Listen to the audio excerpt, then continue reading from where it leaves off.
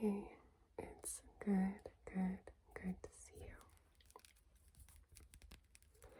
Tonight, I wanted to continue our little apartment gossip series that I started a few weeks ago because you seem to enjoy it. I'm currently overcoming my disappointment because I had a beautiful setup for you with a plant and a Himalayan salt rock lamp thing, and it was so dreamy, but it was too close to the traffic, so I moved in here to the closet, and I hope that is good for you. So, if you haven't watched the first video of this series, I'll link it down below so you can catch up if you want. But otherwise, I think we'll just get started.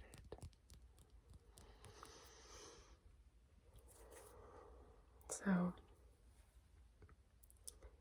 as you probably already guessed, I needed to move.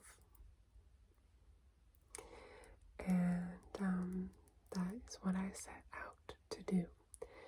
That apartment was totally fine, but I wanted one in a better neighborhood for me that was still affordable and with people that I clicked with a little better.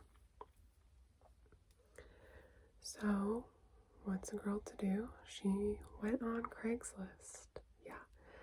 And there's a few reasons for that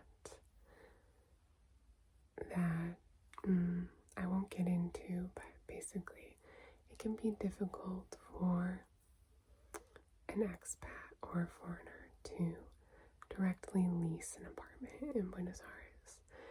And also, like, all the expat-centric ones were, as you can imagine, way more expensive and also way too nice. Like, not anything that I needed or wanted. Like in fancy buildings. I just didn't want that. So I went to Craigslist. And I was very lucky because on my first try, the first apartment I went to see, it was lovely. And that's where I ended up moving in. So it was just one neighborhood over, short bus ride away, more or less, called San Telmo,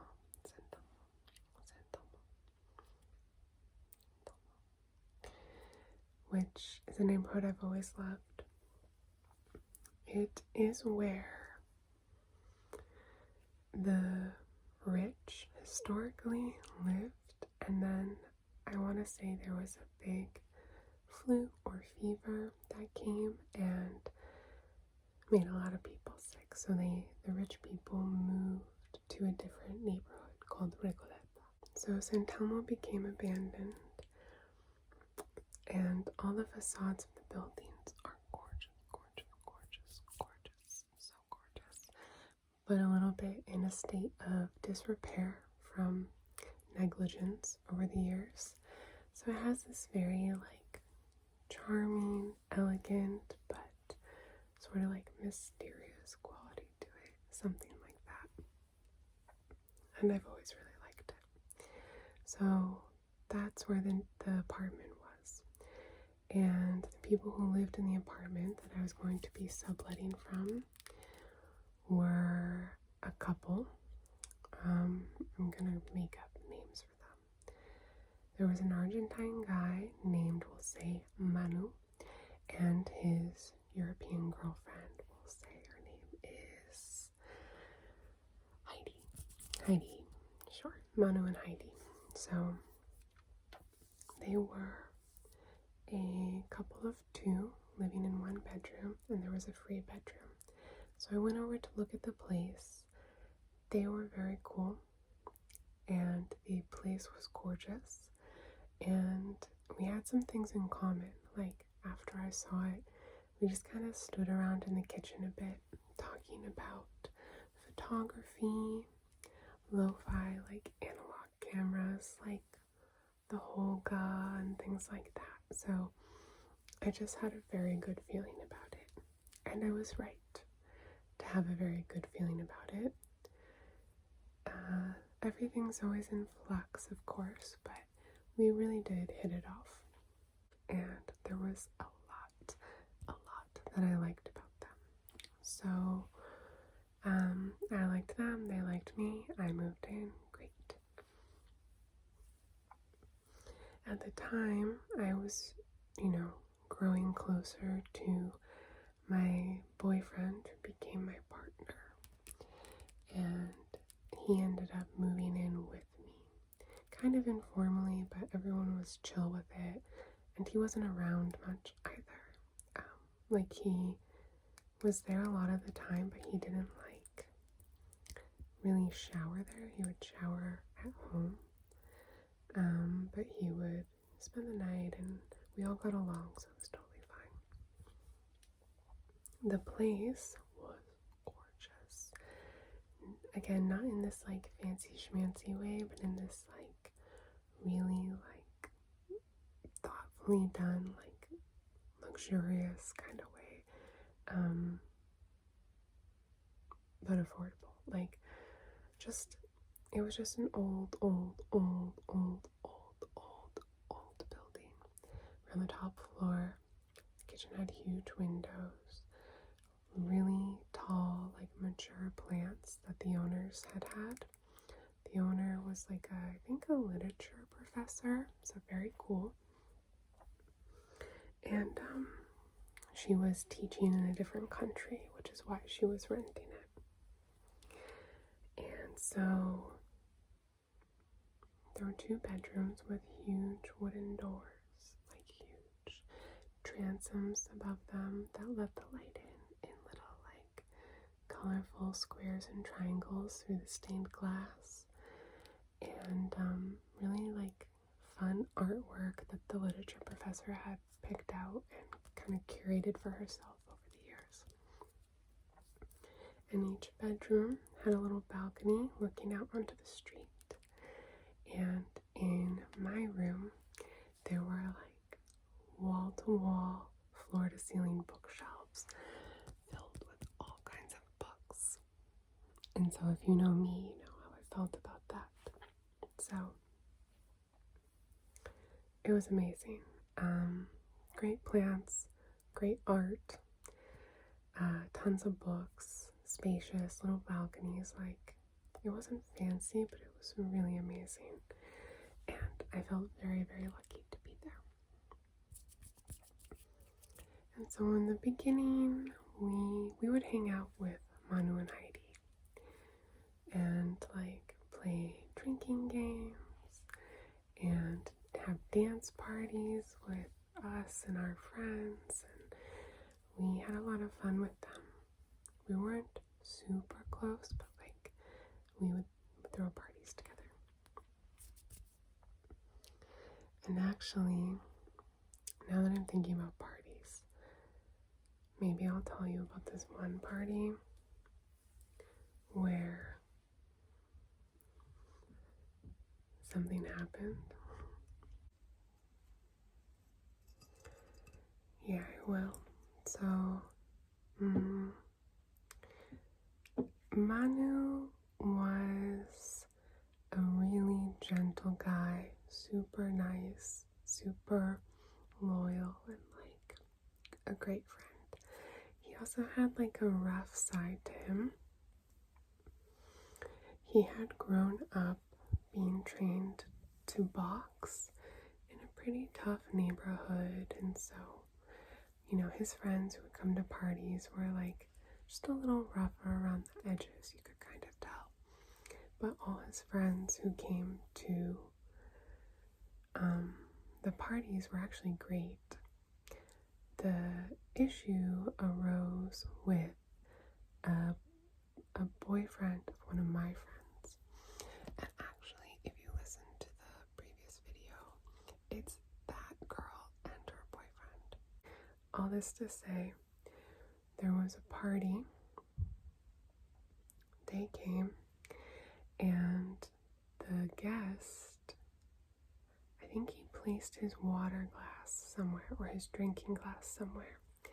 And Heidi was going around the party kind of picking up glasses or putting coasters under them, and moving them because they were just renting the place furnished. All the stuff in it belonged to the literature professor. So we were all trying to take good care of the space. We would water the plants, we would dust the photos and stuff, and, protect the wood of the furniture and just like normal things like that. So she was kind of like moving glasses around, and then at some point she said to them, like, hey, could you just like not put your glass there? Could you put your glass, in a better place or on a coaster or whatever? And he did not like that at all. He did not like that at all. And so I forget what he said, but he talked back to Heidi. He like called her some names, made some trouble. Well, Manu, Heidi's boyfriend, Manu and Heidi are my roommates, right? Manu heard that. He's a much bigger guy than this party guest. And he lost it. And he got very angry. And so they were like kind of gonna fight for a while. And the guest pulled a knife. I'm whispering because maybe you're trying to go to sleep. And Manu had boxed and done a lot of martial arts. So he had like a katana in his place and like all this stuff. And so we were just like, Heidi went and ran and hid his sword. And anyway, they ended up outside. Luckily, it didn't result in a fight because my partner went out with them. My partner is and was a very kind person, a very reasonable person who totally mediated the situation, and a fight did not come out of it. Thank goodness, because it really seemed like it was going to. It really seemed like it was going to. So everyone was safe and sound in the end, but it did end up with like the two of them outside, plus my partner trying to talk some sense into them in a way that was amenable to them in the situation. And all the rest of the party was like at the front door in the hallway looking out, like watching what would happen because we were scared. So that's that. We had a really nice friendship with them. Then, though, Heidi and Manu broke up. Heidi decided she had never gone to, college. What's it called? College. She had never gone to college. And so she decided she wanted to go to college. But she wanted to go to college back where she was from. Wanted to go back home to go to college. And Manu had a really hard time with that breakup. It was also really hard to watch for me and my partner because they were breaking up because of circumstance in some ways, like being from two different countries, and me and my partner were also from two different countries, and so it kind of felt like something to pay attention to so that the same thing wouldn't happen to us. And we've since broken up, but we're still in each other's lives, and we have a really great friendship. But it was something for us to watch, just kind of like, oh, we don't want that to happen to us. And like, it felt really close to home. Like, we would have been sad for Manu anyway, for both of them, because we were friends with them. And it was also sad because we lived with Manu, So we saw him go through it and saw how down he was, like really down. Because they'd been together for many years at that point. But then it was also sad for us because in some ways, but not many, but some ways, some big ways, it was very similar to our relationship. So that was a thing. But then Manu had a really tough time dealing with it. At first he was just sad. Then he started to go on he was really sad. Then, coming home from work one day, he found this little street dog. Such a cute dog. Oh my god. She was just this like lanky little string bean thing, all black, really playful, mutt, and she was adorable. She was probably like, I don't know, she was still growing, but let's say like 25 pounds, 20 pounds. Medium sized, but smaller medium. Anyway, he found her coming home from work one day. He worked in a factory. And so, I feel like he also often felt like he was caught between two worlds. Like he was very good at cooking in a sort of bougie way that I love. And he was very into photography, again, in this sort of bougie way, like hipster way. But then at the same time, he had this history of being from a tough neighborhood, growing up boxing, like very competitively, that being ingrained in his family, fighting being ingrained in his family, and also working at a factory where a lot of the people he worked with were a similar sort. So I think often he felt like caught between two worlds. He also spoke excellent English, which was uncommon for his friend group. Again, his friends were always so kind to me, and it's through them and Manu that I learned a lot of my Spanish, and of course also my partner.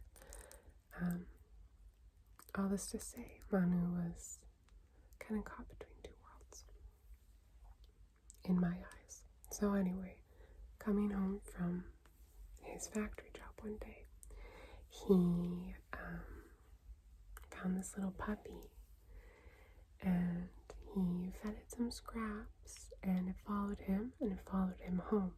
So he brought the dog up and was like, to his credit, he was like, how do you guys feel about having a puppy? And we were like, he was like, it'll be my puppy, I will take care of it. You might be saying, oh no, where's this going?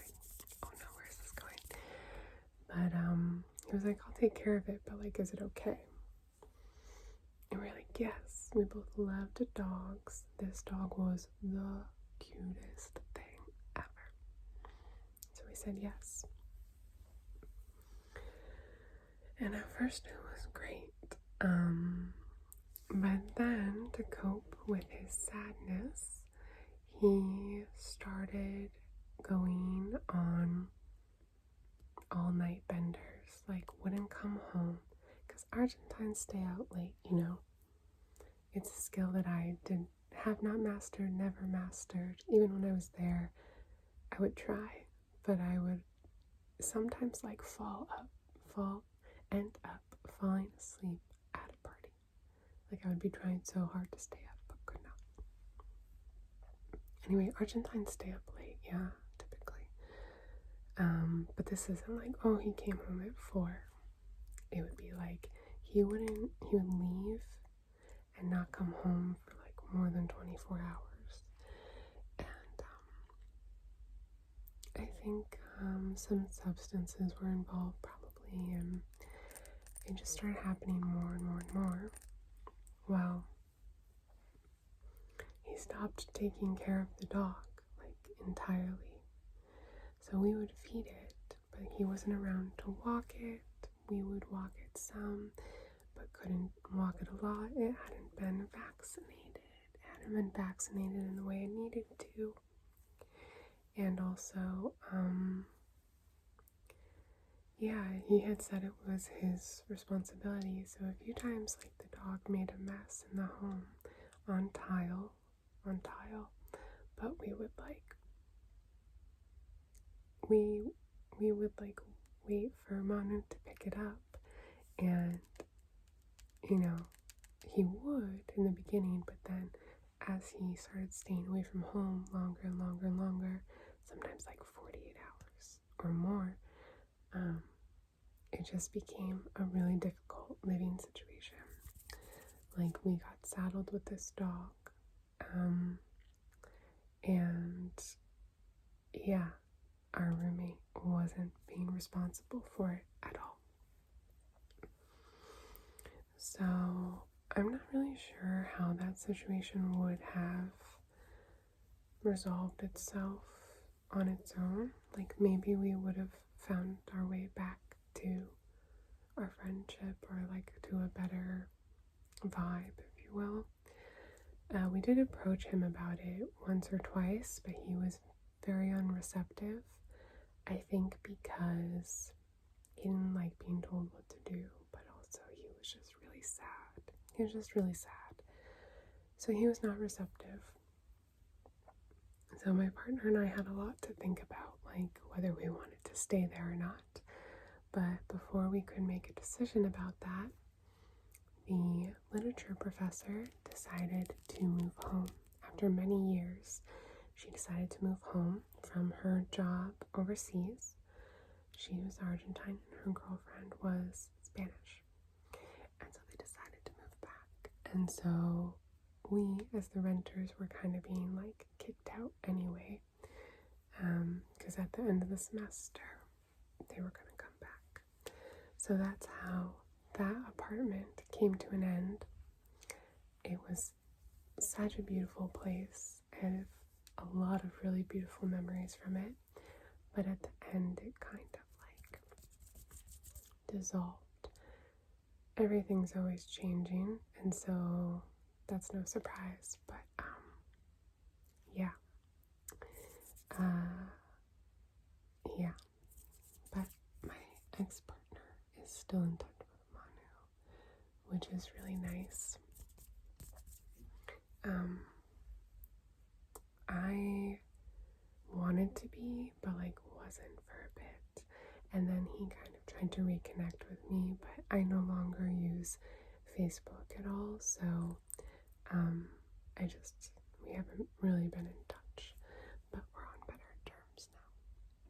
So I'll leave you with that. And in the next installment, I will tell you where me and my partner moved next. It might be the most interesting one. Yeah, it was a weird building, the one coming up next. So I'll leave you with that. I'll see you very soon. And until then, good night. Good night. Good night.